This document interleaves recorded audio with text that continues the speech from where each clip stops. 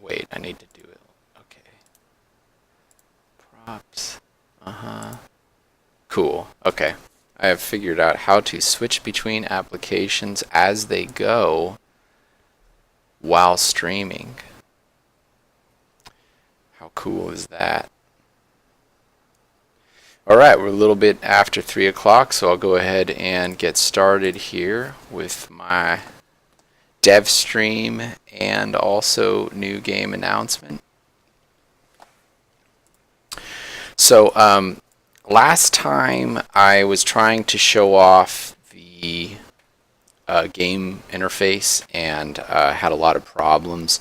So I definitely wanted to do that again to show this in its properly functioning format. So we have an overview of a cartoonish solar system that you can, it's a top-down view, and you can scroll around it by with the touch and drag method, as you can see here. Now, these controls I am developing right now are focused on touch, which is so that there can be a tablet version of this game. That doesn't mean that the tablet version is more important to me. Of course, the PC version is going to be the definitive version because it's going to have the best graphics, because PCs simply have more graphics capabilities. I can't have 4,000 point textures on a mobile or a tablet game yet. Maybe in a couple years we'll be seeing that all over town, but right now it's not really the case. But it's much more difficult to make controls for touch. So my control development is focused on touch, and then it'll take me a day to make perfect PC controls. It's very easy to make controls for the PC. So don't be offset by the fact that these are touch controls.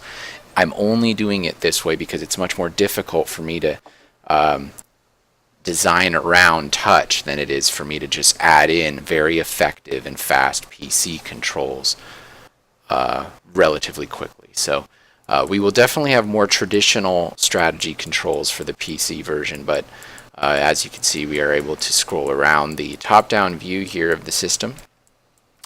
If you zoom in far enough on a world, it will snap into an orbit view of the planet. And you can see here the planet, you can see it. We have some custom made shaders here with some neat effects that I think make the planets really pop out in this game. We'll take a look. That was our gas giant shader. Let's take a look at our lava world or Vulcan world. You can see that it's actually kind of brighter on the anterior side to the sun than it is on the front because of how bright the sun is. When it's dark, you could see greater contrast from the light creating sources, so I think that's really cool. And we have our Terran planet here, and I just love how this turned out. You've got lights on the back, on the night side of civilizations that are not spaceborne who inhabit the planet. And you have here an atmospheric shader that just looks really cool. So I'm pretty satisfied with that. We've also got a desert planet over here, which uses the same software as the Terran world, but it definitely has a very unique kind of deserty look to it. So like almost like a snake's skin. Really like that. So as you can see, this is a very cartoonish scale. And I will talk about that in my Space Games talk, which is coming after this. But first, let's talk a little bit more about these controls. So this is for a turn-based game. And the way it works is you click on the unit you want to move. And you can move that unit in full 3D with simple touch controls. Say we want to go over to that Vulcan world. We're going to just kind of aim at it and then thrust towards it. And just like you would in space, you just keep going, and then you have to hit stop to stop, or you can just run into the edge. So this glowing deal here is your movement radius. So the faster your ship is, the larger this movement radius will be. You can move anywhere you want within that space on your turn, and then we would assume you would end your turn or do some kind of action with your ship that would end your turn, such as attacking an opponent. But there's our target planet. That's where we're going. So let's go ahead and just say that we did our action for the turn. And once that's done, you cannot control that ship anymore. It's locked out for the rest of the turn. And we will actually put a little icon on there so you know which of your ships have moved. In the actual game, you're going to end up having quite a few ships. So you will definitely want to know which ones you've already entered controls for. And let's take this ship, let's have him go somewhere. Maybe we want to get close to this planet here so that we can interface with it in some way. So we'll go ahead and do an action there as well. And then we'll have this ship here. Let's say we want him to try to go to this gas giant over here. So we'll speed over here, get close enough to where we want to go, and we'll do our action. And so all our ships have finished moving, so our turn is basically over. So now what we're going to do is we're going to hit the end turn button, and this will end your turn, and then the non-player controlled units will take their actions, and also the star system will advance its orbits. So all of these orbits are completely Keplerianly calculated. Keplerian orbits, so they're realistic orbits. As you can see over here, we have this Vulcan planet we're trying to interface with. Now we can actually reach it. So we're going to thrust towards it and stop. And here we are. We've arrived, and so we'll do some action there. So as you can see, we can keep ending the turn here. Let's get that. There you go. We can keep ending the turn. But notice that we're getting really far away here from our planet that we're supposed to be orbiting. This dude's doing fine. He's still on his planet. Let me find that planet. Where did I put it? Where are you, Terran planet? Oh wow, you ended up way over here. How did that happen? Oh, I must have selected the wrong planet. No, it's the right one. Okay, he got a little bit off too. It's probably, I think I know why. Yeah, I think I know why. So we have a little bit of a control issue I haven't solved yet, which is the planet's orbits can be eccentric, meaning they're not perfectly circular, but the ships are always circular.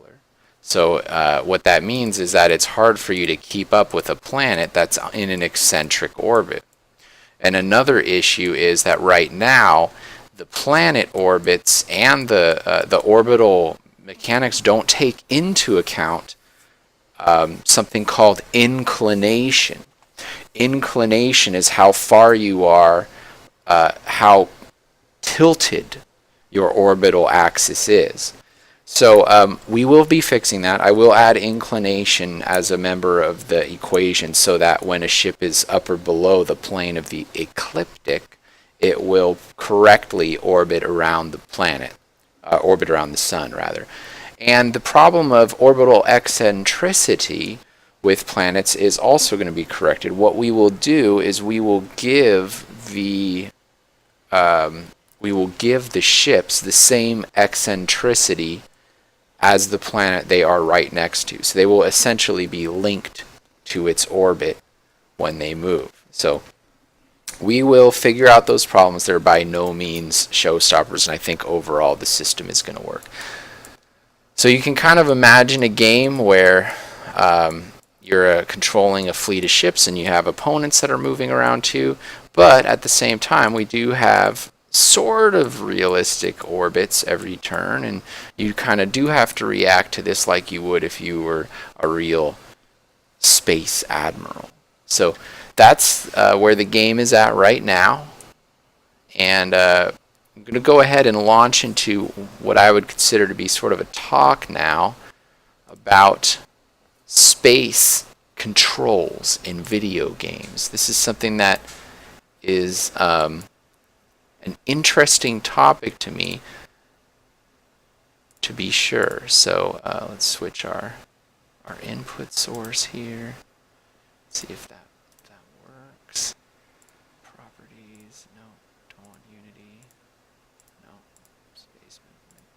space movement. All right. Let me just get this other view up. Okay. So, space movement in video games, not typically portrayed realistically by games. Very uncommonly, and almost never, is this portrayed realistically in any kind of format, whether it be games, films, television, or novels. Even novels purporting to be hard science fiction are very rarely even close to factual in the manner in which movement through space is handled. But before we get into that topic, let's talk a little bit about settings in games. What are you getting from your setting? Are you taking the mechanics, the very method by which your game works? Is that coming from the setting? Are you taking the design of the game from the setting? Are you getting flavor from the setting? Well, let's differentiate what those terms might mean. Flavor is not connected directly to design. Any game design can have any flavor pretty much, and has. People have made shooters in fantasy settings. People have made fighting games with robots. You can always change up the flavor, and to a lesser extent, you can the design, you kind of have to stay a little closer to your setting. And if you're taking the strict mechanics of the gameplay from the setting, it's going to be a little more restrictive. A good example of that would be a racing game where you're driving a car. The mechanics of how a car works is 100% connected to everything else that's going to be involved in the racing game. Its design, its flavor, everything. The setting of a game is incredibly important to its marketing. Where a game is set, it's going to create a very large degree of consumer expectations. If a game is set in a fantasy setting, people are going to expect it to have archetypes from the fantasy genre, such as monsters or magic or certain kinds of character classes. If something is set in a modern setting, in a modern warfare setting, people are going to expect the game to have realistic weapons and things of that, and vehicles and things of that nature. So let's talk a little bit about one popular game setting, the sci-fi space setting. What is this setting emulating? Well, a lot of times it's in a warlike environment, and it's emulating the Pacific Theater during World War II. A situation where you had large capital ships, smaller escort ships with them, fighter jets piloted by heroic young men battling it out in the skies against their opponents. A lot of movies duplicate this Pacific Theater setting in their science fiction setting. Is the setting pirates based? A good example of a sort of more pirates type environment would be something with a lot of boarding actions, or jumping on and off the ship and exploring space stations. A good example of that would be present in the space settings of Warhammer 40,000, like Space Hulk and Battlefleet Gothic, where you have basically large ship type engagements where ships are broadsiding each other. And there's a couple new games coming out that have just been announced that are definitely using a pirates environment in their sci-fi setting. Another science fiction setting that frequently is used is a flying adventure type setting, where you're flying from place to place, from new environment to new environment. There's often some element of piloting skill involved. And of course, the most popular science fiction setting is just a Western.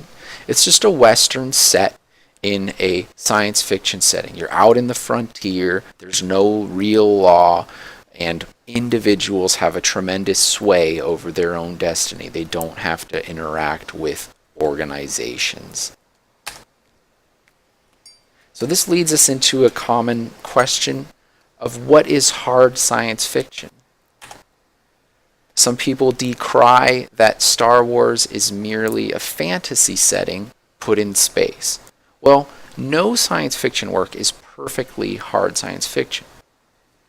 There is literally nothing anyone would care about anywhere that completely follows every known rule of physics. It would be so boring if it was set in space that no one would ever watch it or care about it. What we do instead is we pick and choose from science to give us what we need to tell our story. And I just realized that the stream is absolutely not updating with this PowerPoint.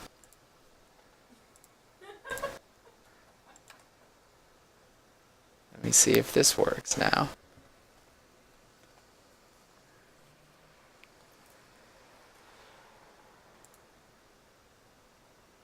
Let me see if I mess this up.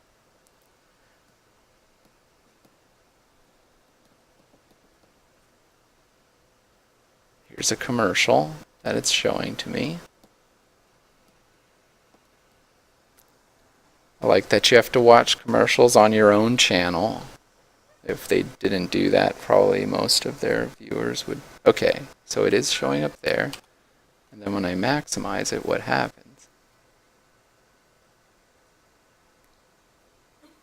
Waiting. I can't tell who it is.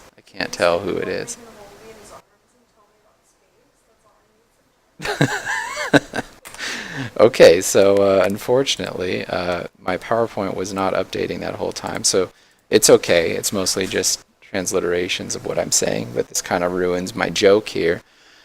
So everything is fine. You can take anything you want out of the science to support your story as long as people care. That's the only thing that matters, is that anybody cares about what you're doing. And you have to be the first person who cares.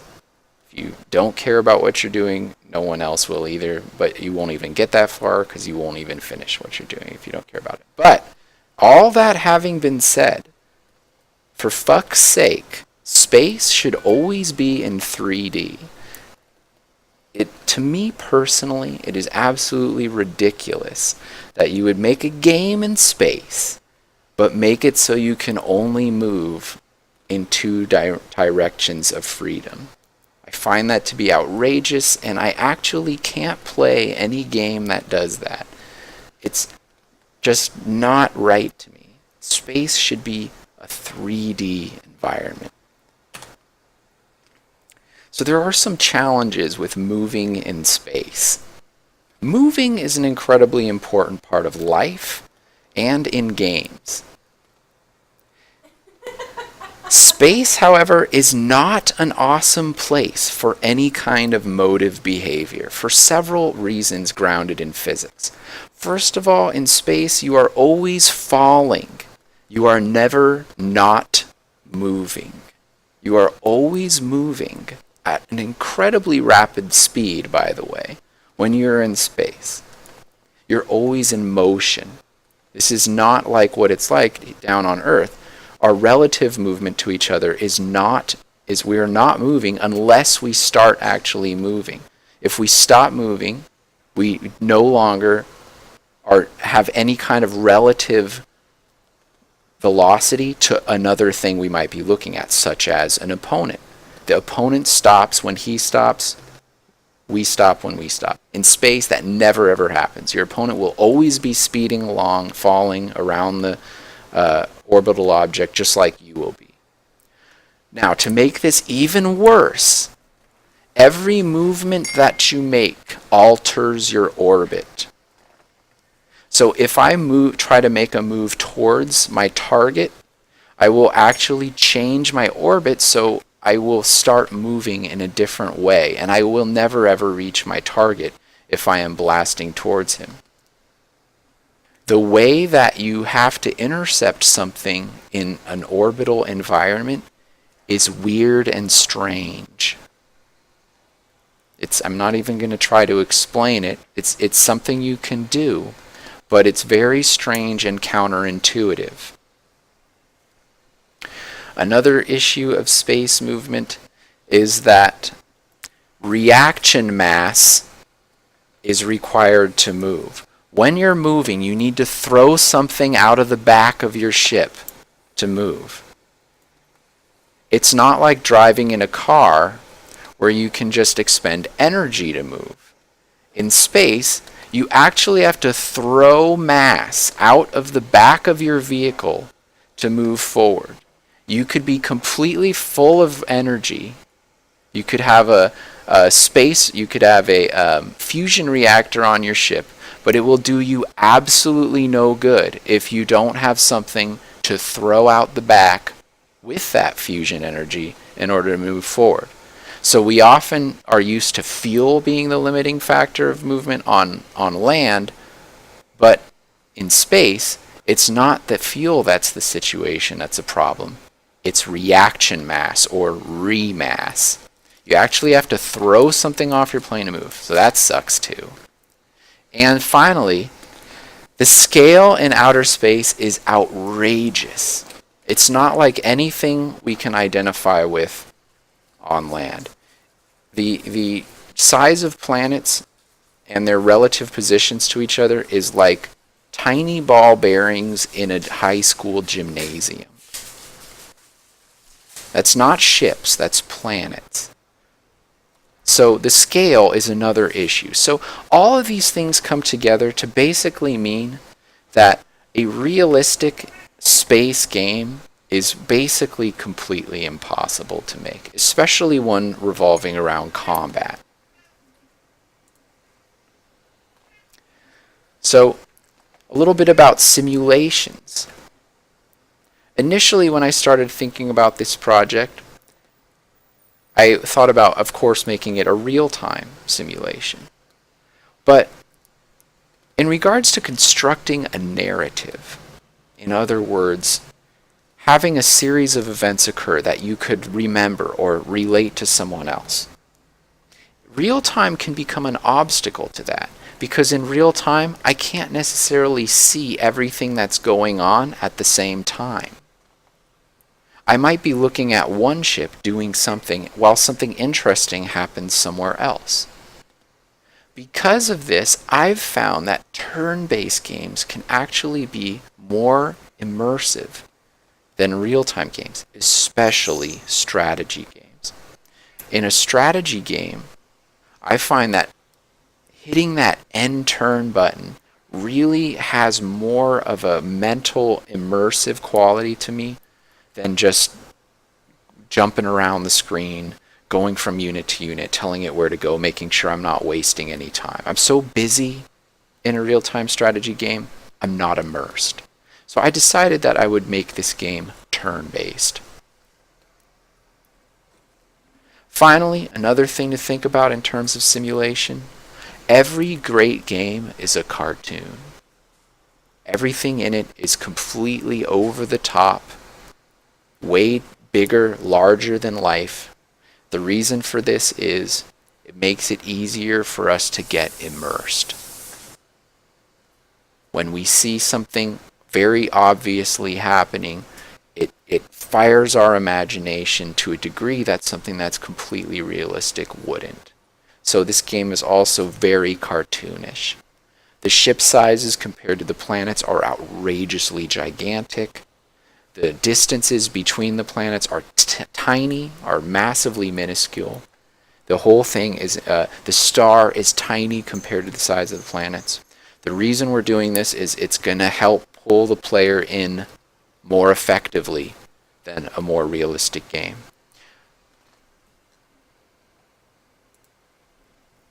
So finally, before we get out of here, this is already running up into almost 30 minutes, but before we get out of here, I'm going to announce what this game is.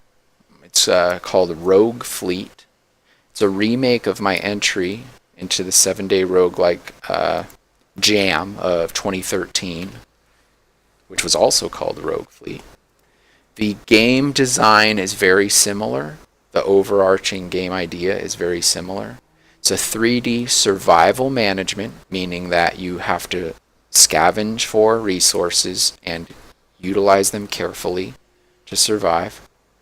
You have to be careful of who you add to the fleet and who you leave behind, because not everybody you're going to find will be capable of pulling their weight. So you need to make difficult choices about who to leave behind and who to take with you. There's also a lot of combat tactics involved, which is just a fancy way of saying a turn-based strategy game like chess.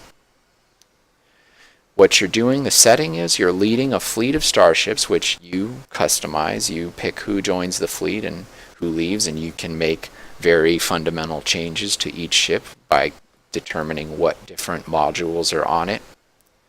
During a galactic apocalypse, there is a fleet of cybernetic alien spaceships that is just destroying every human ship, every human station, and every human civilization on every planet in the galaxy. They're called the Silencers. It's inspired by Battlestar Galactica and The Walking Dead. These are scenarios where even in the face of an unrelenting, inhuman, unfeeling force that is putting us on the edge of extinction, our greatest enemy will still be ourselves. That's the main theme, I think, from both of those excellent television shows. And that's the theme here, too. The ships that you leave behind and some of the ships you encounter are going to actually become your enemies. They're trying to take the jump drive from you. You have the last jump drive. You have the only means of escape from the Silencers. And your enemies are human ships that are trying to take the jump drive away from you. And then after a certain amount of time passes in the system, the Silencers come, and more and more and more and more and more Silencers come, and you must jump out to the next system to survive. The game is kind of procedural. We're going to make the star systems you jump into, those are going to be procedurally generated.